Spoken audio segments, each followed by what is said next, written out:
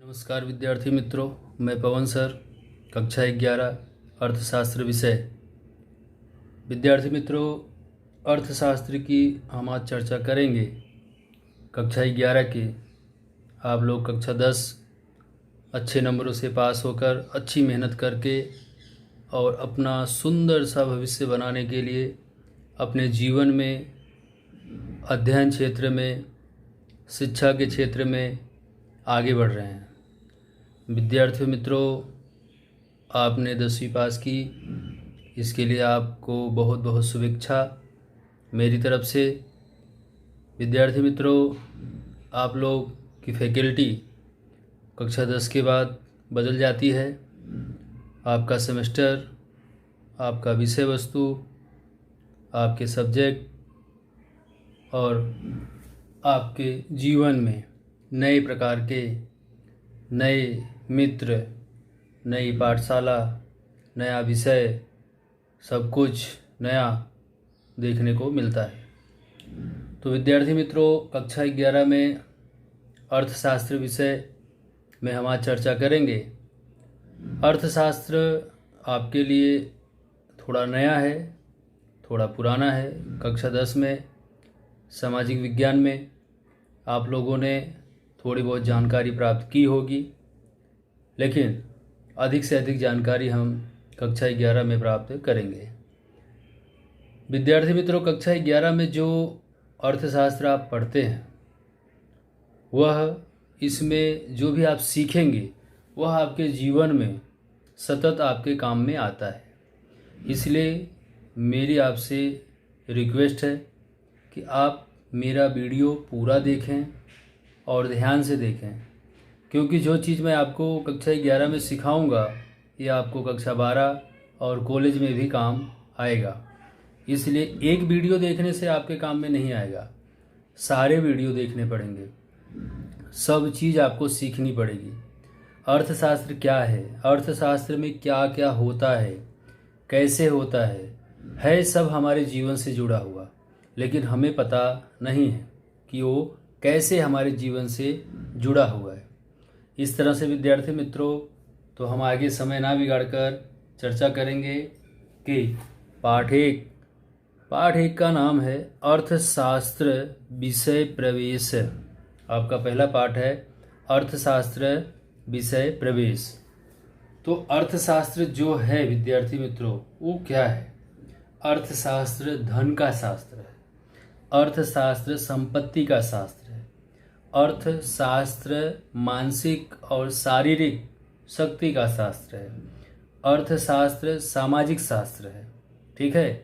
तो विद्यार्थी मित्रों, धरती पर आप अपने अलावा अनेकों प्रकार के जीव जंतु प्राणी, चाहे वो जलचर हों, थलचर हों कि वायुचर हों, ठीक है, आपने उनको देखा होगा, लेकिन सोचने समझने की शक्ति जो है वो सिर्फ मनुष्य के पास भगवान ने दी है। इसलिए विद्यार्थी मित्रों, मनुष्य को क्या कहा जाता है कि मानव बुद्धिशाली प्राणी है। मानव बुद्धिशाली प्राणी है, क्योंकि जो बुद्धि है सोचने की, समझने की, अच्छा भला बुरा करने की, वो शक्ति सिर्फ और सिर्फ मनुष्य के पास भगवान ने दी है। अब मानव जो है, हर व्यक्ति ये चाहता है कि उसका जो जीवन है वो सुखमय हो। कैसा हो विद्यार्थी मित्रों? सुखमय हो। लेकिन उस अपने जीवन को सुखमय बनाने के लिए उसे बहुत सारे कार्य करने पड़ते हैं, बहुत सारी व्यवस्थाएं करनी पड़ती हैं और उन व्यवस्थाओं का उसे निर्माण करना पड़ता है। ठीक है? उसे सामाजिक व्यवस्था के साथ जुड़ना पड़ता है, राजकीय व्यवस्था के साथ जुड़ना पड़ता है और अर्थव्यवस्था के साथ जुड़ना पड़ता है। किसे? मनुष्य को किसके साथ जुड़ना पड़ता है? सामाजिक व्यवस्था के साथ, राजकीय व्यवस्था के साथ और अर्थव्यवस्था के साथ। तो इस तरह से विद्यार्थी मित्रों, अनादिकाल मतलब प्राचीन काल से, जब हमारा जन्म भी नहीं हुआ था, हमारे मानव जन्म का निर्माण होने की संभावना भी नहीं थी, तब से जो लोग धरती पर हैं उसी समस्या से, उसी समय से लोग बहुत सारे प्रश्न, बहुत सारी समस्या का हल ढूंढ रहे हैं। ठीक है, तो आज हम उस हल तक पहुंच सके हैं। मैं आपको सरल भाषा में बताऊं कि प्राचीन समय में लोग कोई भी चीज़ का, कोई भी प्रश्न का, कोई भी समस्या का हल कैसे करते थे? लोगों के द्वारा झगड़ा करके, युद्ध करके, लड़ाई करके। ठीक है, जिसकी लाठी उसकी भैंस की परिभाषा देश में चलती थी, लोगों में चलती थी। लेकिन आज ऐसा नहीं है। क्यों?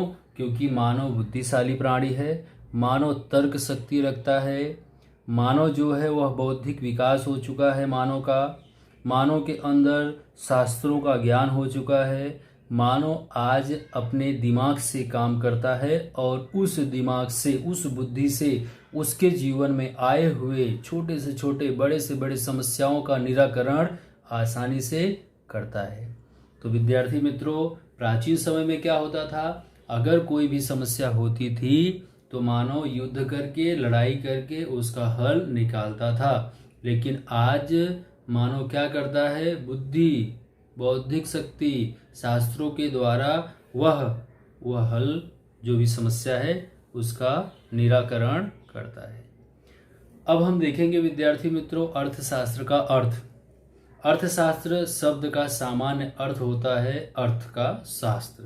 ठीक है, अंग्रेजी शब्द इकोनॉमिक्स, अंग्रेजी शब्द इकोनॉमिक्स ग्रीक शब्द कहाँ से लिया गया? ये ग्रीक शब्द ओ इकोनोमोस पर से अवतरित हुआ है। मतलब ये जो इकोनॉमिक्स शब्द है ये किस पर से लिया गया? ग्रीक शब्द ओ इकोनोमोस पर से लिया गया। प्राचीन ग्रीस में लोग अपने घरों में जो सर सामान की जो निजी मालिकी होती थी उसे क्या कहते थे? ओइकोस।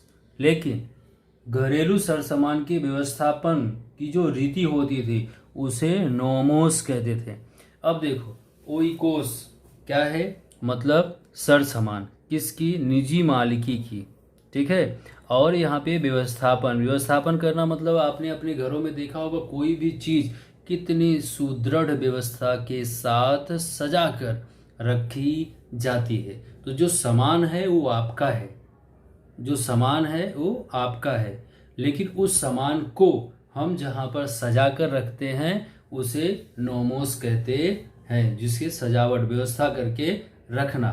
ठीक है विद्यार्थी मित्रों, अर्थशास्त्र का भारतीय चिंतन क्या देखेंगे? अर्थशास्त्र का भारतीय चिंतन। भारत के अंदर जो प्रोफेसर हैं, अर्थशास्त्री हैं, जो भारतीय चिंतन हैं, वह अर्थशास्त्र के बारे में क्या कहते हैं, क्या बताते हैं, उसकी जानकारी अब हम यहाँ पे प्राप्त करेंगे। भारत में सभ्यता और संस्कृति का इतिहास लगभग 5000 वर्ष है। कितने हजार वर्ष है? 5000 वर्ष से भी पुराना है। आपको ये प्रश्न पूछा जाता है परीक्षा में। ठीक है, भारत में सभ्यता और संस्कृति का इतिहास कितने वर्ष पुराना है? तो आपको क्या लिखना है? 5000 वर्ष से भी अधिक पुराना है। धर्म, अर्थ, काम और मोक्ष ये मनुष्य के 4 पुरुषार्थ हैं जो मनुष्य चिंतन करता है।